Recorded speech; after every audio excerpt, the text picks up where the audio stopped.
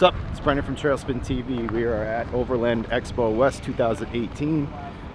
Just going to do a couple rig walkarounds, see what we find to be cool and interesting to us, and show you guys what these guys got going on, introduce you to the builders, things like that. Welcome to trailspinTV.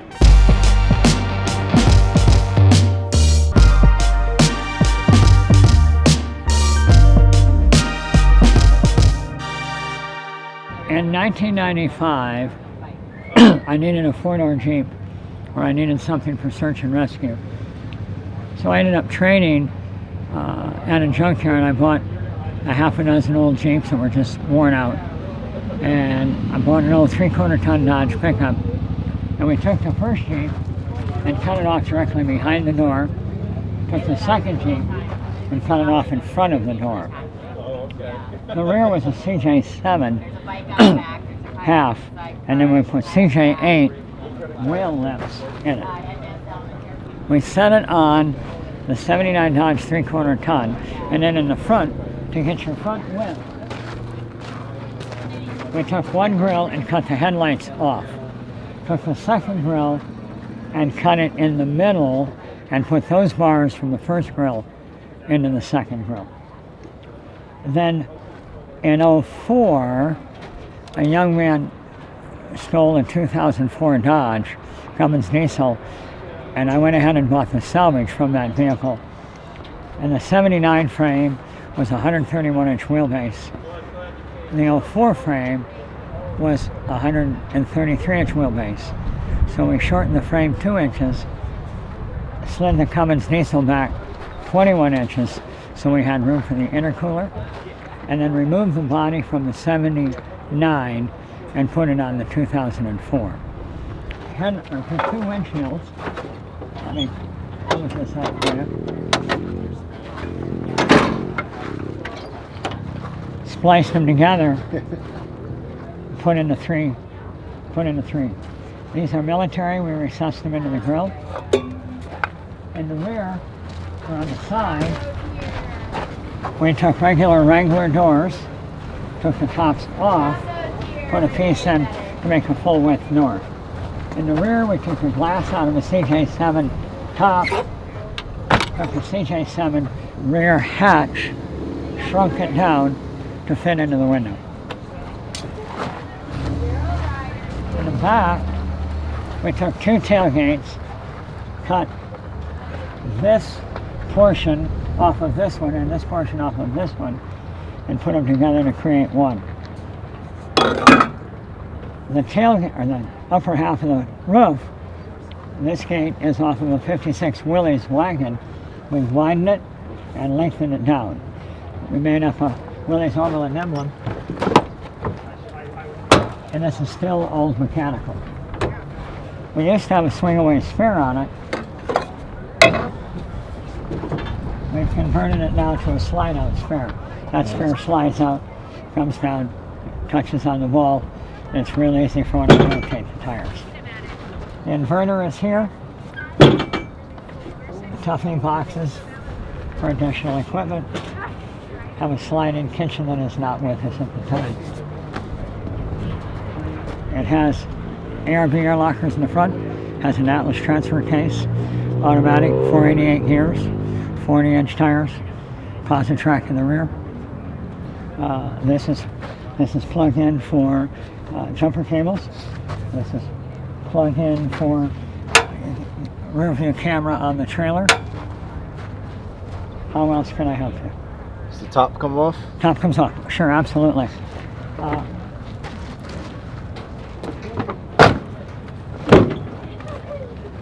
Top is removable here. It has 4 eye hooks. We lift it off in the shop. And then these eyes are here are for, and this apparatus here is we have a exterior cage for when we run a soft top. When we run a soft top, then we still run the tops. It has the standard bolts Jeep here for lowering the windshield. It has tabs up here to keep the top on when you run with the windshield down. It has AC. Has onboard air, has an exhaust brake, has air tanks underneath, dual battery system here. High lift jack on the opposite side. Has twin Tuffy boxes, consoles inside. This is the compartment for going into the cage. This is also braced on the inside. Ran all the electrical wiring internal in the cage.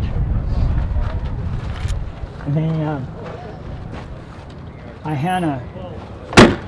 have a ladder for the tent, but for getting on to different items, we went ahead and I cut a hole into the body, so I had a place to step, and then we put the diamond plane on the top. It was comfortable for me to walk on, but I wanted it smooth on the side, so we went ahead and ground those items off. Didn't care for the Jeep emblem here, thought it looked better centered under the doors, so we went ahead and put the Jeep emblem in a minute.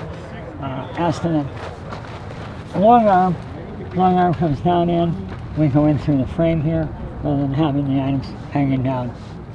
The skid plate underneath it is half-inch. That's a separate onboard air tank. I have an air tank in the front for the air lockers. Still running a standard coil, Dodge coil front end, off the 04. 16.5 on the front as in the rear. Run a synthetic on the front, run a cable on the rear. It's a daily driver. Runs cruise at 70 mile an hour, 2,000 RPMs. How much does it weigh? Weighs 7,800 pounds wet. Oh, that's awesome. Thanks. Yeah. Just a driver.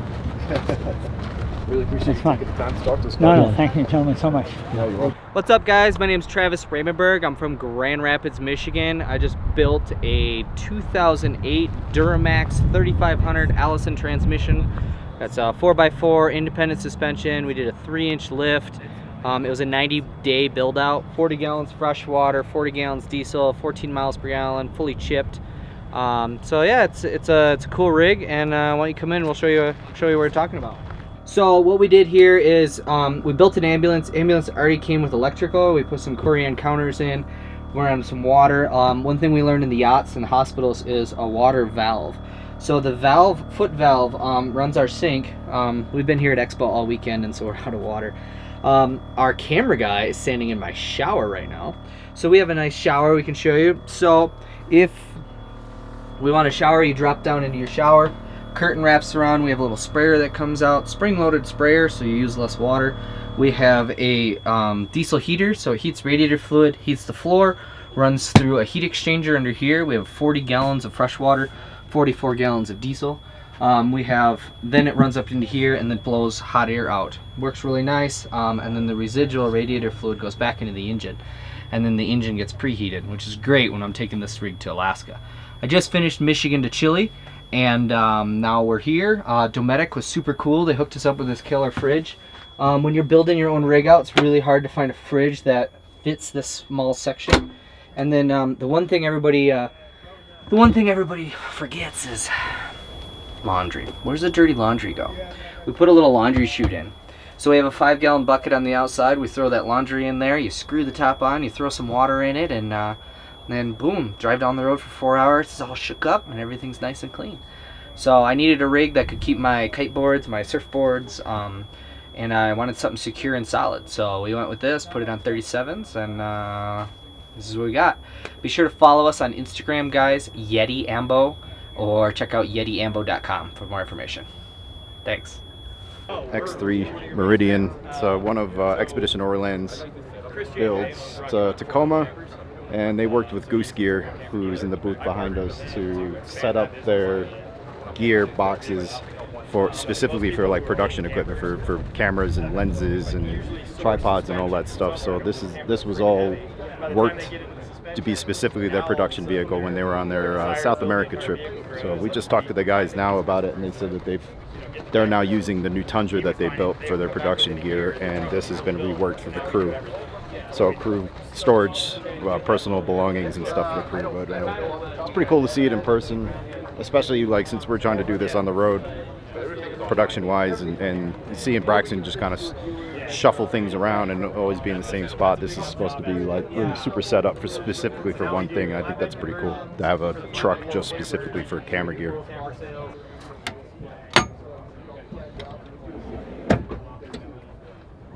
So these are like actually nice solid drawers. Yeah. Oh, okay. And then it opens up if you don't want to pull it out, I guess. Fridge, pop-up camper, more storage space. These are pretty nice. This is actually big. Yeah, this is a big pop-up. I think they slept 2 guys on their South America trip. They had 2 guys sleeping in here. I think it was Jeff and one other guy, one of the camera guys, I think. Yeah, as you see, comes over here. And these things, these alu boxes, that's another thing that Expedition Overland runs.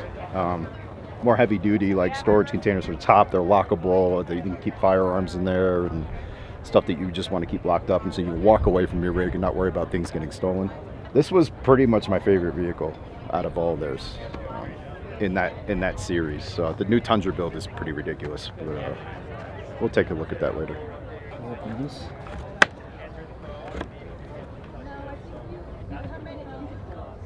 Okay. Yeah, so you can just reach down in and grab stuff. Yep, so this opens up. You can come in here, open all that up. Same thing on the other side. And I think they had all their charging. So all the ports over here, they had all their charging over there.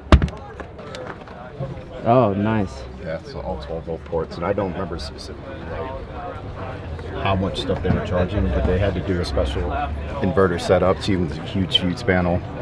Each one of these, I believe, is hooked up to an inverter. So.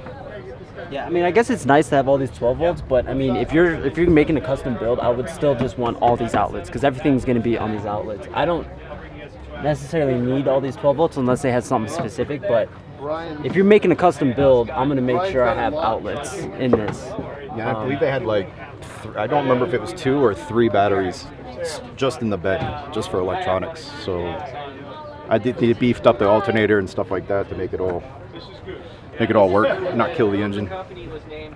Here's a massive Sprinter for all the rig people. There's nothing inside, but it is just gigantic.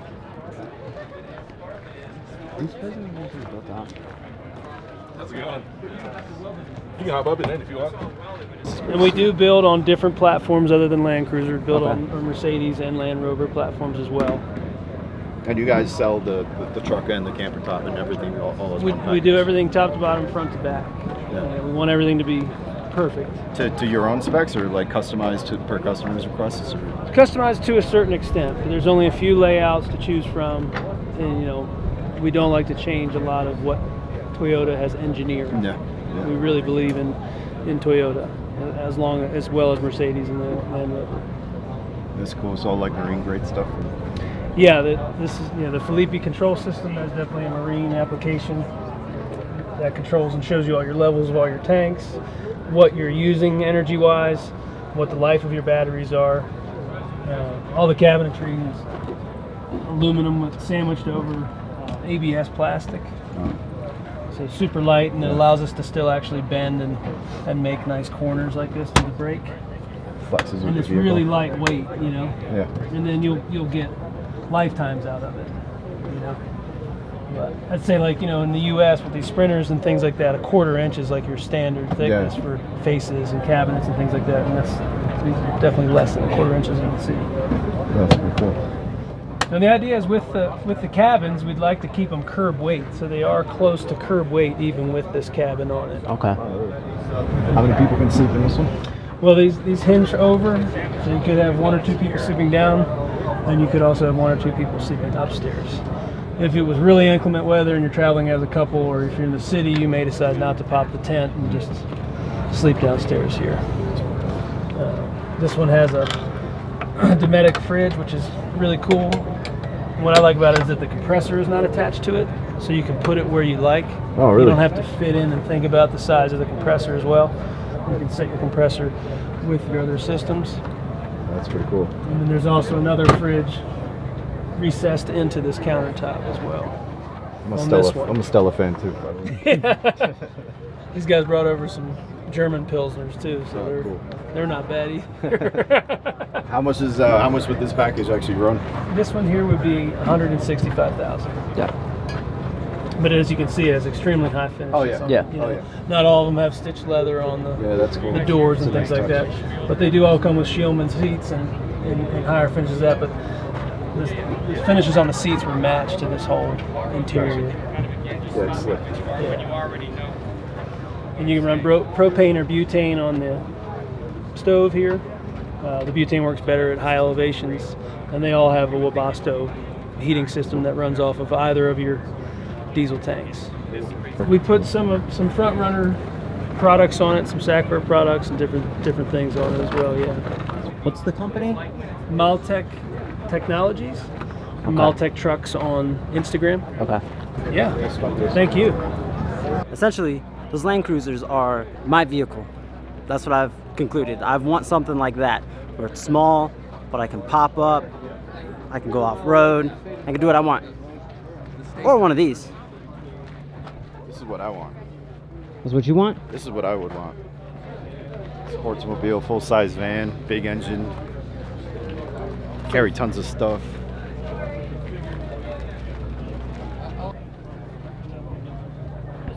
But yeah, you can see how much Yeah, way more. bigger it is. It's just I've owned a couple of full-size vans in my life, and I've always worked construction, so I've always been inside vans, and I just feel comfortable like in a big beefy vehicle. Tank. Yeah, tank, exactly. I mean, the Jeep is kind of a tank at this point, but that's no fault of Jeeps, that's my fault. So we actually talked to these guys yesterday. This is an extension kit you can buy for the Jeep JKU. Bolts right on. You can see from the side. You unbolt your factory rear end, and then this bolts onto it. It comes with the bumper, it comes with the pop top roof. Replaces the whole thing, gives you an extra, I mean, I don't know, they said 12 to 16 inches, something like that. Step. And then you can put these like seats in here, then you have room to sit up, you have a little table. I mean, that's not really the coolest part. I think it's just cool to be able to add that much space to a JKU. I wonder if you could strap these onto like a two-door and make it a little bit longer. Probably not, but just wanted to point them out. They're a French company. I thought it was really cool. We saw them yesterday. We talked to them for a little bit, and I think it was 17 grand for the whole setup. And the bags inside and stuff like that are extra, but I thought it was a cool solution to, get a little more space, since we're kind of cramped on space, even though we have a four-door. I think an extra little boost would have been, would be great. It would be super helpful, but I just wanted to come check them out and let you guys know that it exists. I didn't know it existed until we got here, so cool stuff. This is actually where we've been parking, and when we pulled in today, this guy was here and just walked around back, take a look, and he's got like a really cool rack mount. It's plastic. It's kind of mounted to the old tire gate with a solar panel on top. And I was actually thinking, like, where would I put a solar panel if I got one? And I was thinking, like, maybe the hood. There's not enough room on the roof anymore. This is a great solution. It's out of the way. It's above the tire. It's wasted space anyway. I'm guessing once you open this, it'll slide right over and go right over the tire gate. So that's pretty cool. I'm gonna look into that.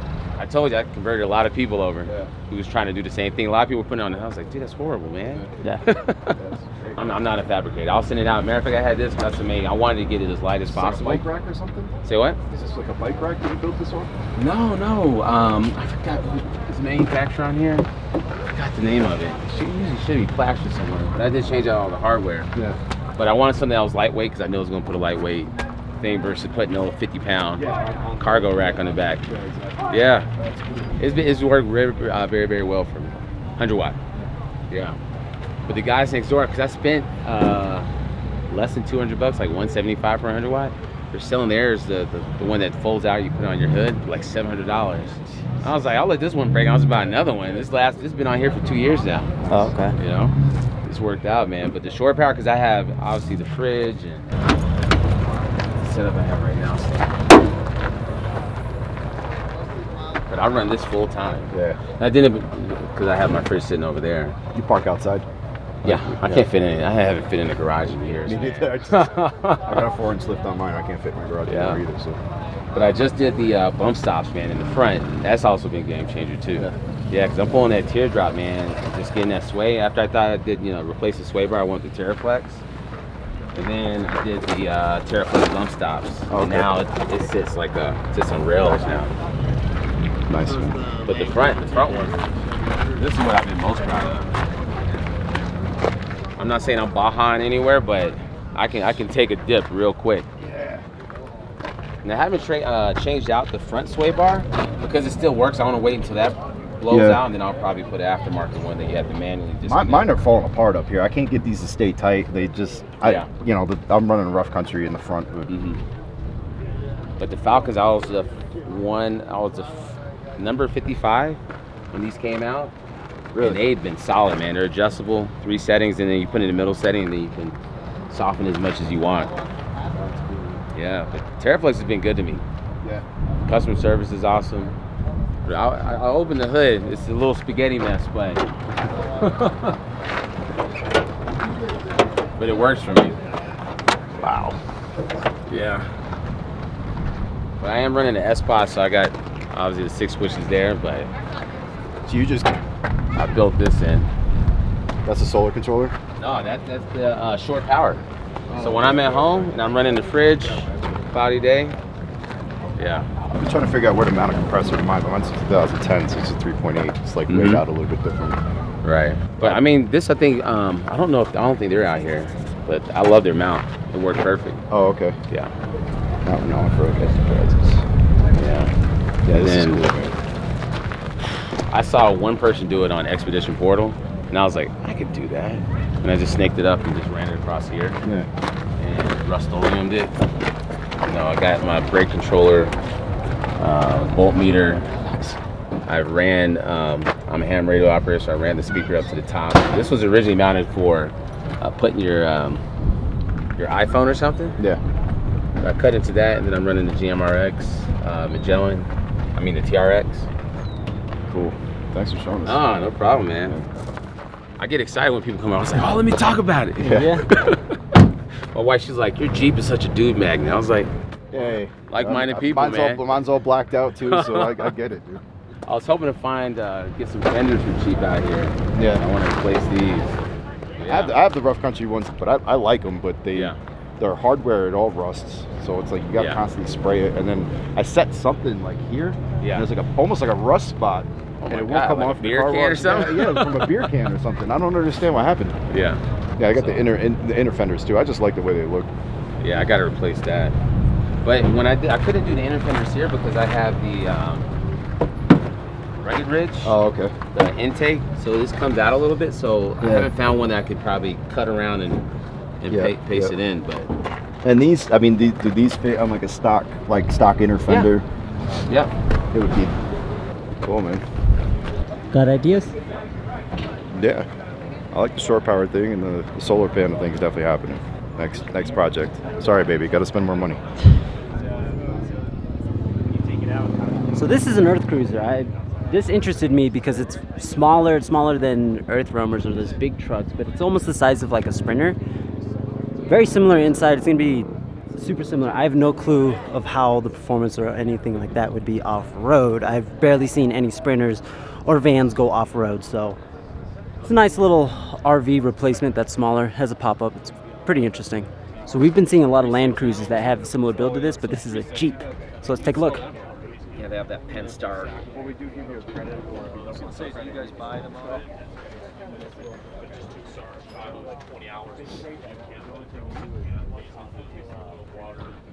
Wow.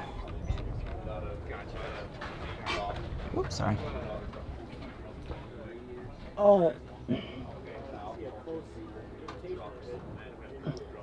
That just looks huge. It does, right? And I like this. Yeah. This is And now you can access that from the outside and the inside. smart. I think I like the rear entrance better. Like on the Land Cruisers. Why is that? Just I feel like it's just more open. Like you walk in. You walk in and you're in. Like it's just a straight shot. Cool, man.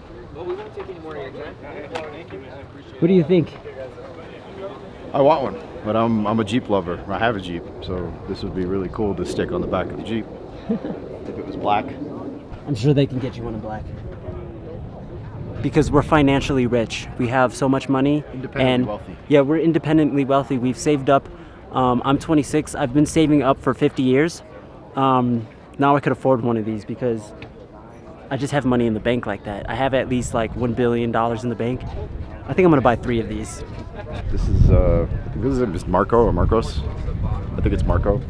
Overland X. He has a Instagram channel all about this Jeep. I believe Trail Recon's done a walk around on it. I think Overland Bound's done a walk around on it. I mean, from a Jeep owner, this thing's got all the bells and whistles of everything that you could ever want in a Jeep. One of the coolest things that I think about it is he's built his own proprietary like air down, air up system with switches in the back. He's got a pressure monitor and all that stuff, and he can just air up and air down his tires just by flipping switches, and he designed all that himself. He designed these cabinets himself. He's helped the Trail Recon guy not design these, but basically build these. I think you could build this little setup, LED lights on your window for like $60 worth of parts, and it's super easy to do. So check him out. He's a cool guy. Awesome Jeep. Love the way it looks. Clean, black and white. I love that stuff. So. And red. And red, yep. Guess we're in a DIY section. Kind of hard to find, but there's this Jeep that just has little cool things on it, I guess you'd say, or interesting spots. Like this toilet seat. And what were you saying about these? Yeah, these are called, this is Jeep's Badge of Honor program, where you download an app to your phone. It uses GPS to figure out where you are. When you're near one of these trails, you can check into the trail. When you complete it, you can submit it to Jeep, because the app keeps track of where you are. Make sure you did the whole trail, and then they mail you a badge, an official badge of honor for each trail. And this looks like he's done like all of them. I think there was like 25 of them total. Everybody I saw online was complaining that it takes Jeep forever to send the badge. It takes months, sometimes years. Some guy said he waited like almost 2.5 years for a badge. I was gonna do it, but yeah, I'm one of those guys that likes to get things immediately. When I complete something or go out of my way to do something, I want the badge, but somehow he has a connect to get them all. Got a bottle opener right there. That's cool. It's like more expeditions. Looks like this Jeep set has been places. Yeah, he's got the pinstripes to show it. Mine's starting to look like that. Not this bad, but can't be afraid to get it dirty. Can't be afraid to get it scratched up. That's what they're for. Interesting. Interesting. So there are actually cool things here. I was expecting more, like more customized builds and stuff, but I'm looking for a vehicle myself, and it kind of gave me a lot of ideas of how I want to build mine, and I do want to make mine like as custom as I can, as much as I can afford it, instead of just buying like a brand new 4Runner, putting a pop-up tent on it, and dragging the trailer behind, because I can't afford it, and that's just not fun. Yeah, so thanks for checking it out, and make sure you like, comment, subscribe, tell your mama, tell your papa, tell your dog. Roscoe is going to have an autograph signing in about a week. We're going to let you know where we'll be at, and you can come meet Roscoe. And you will not be able to get there unless you have a high clearance 4x4 off-road vehicle, and if you have a rooftop tent, stay home. Thanks for watching. Here, I forgot to mention that we are in the middle of the Trans-America Trail, which is from coast to coast. We started in Cape Hatteras, North Carolina, and we're ending in Portland, Oregon. So, if you're a viewer here, if you're a new viewer, please subscribe, and you will see us continue this trip. We already have, I think, 17 videos up from this trip so far. We're going back to Trinidad, Colorado to continue. Yeah, take a look. It should be fun if you want to see more of this kind of content.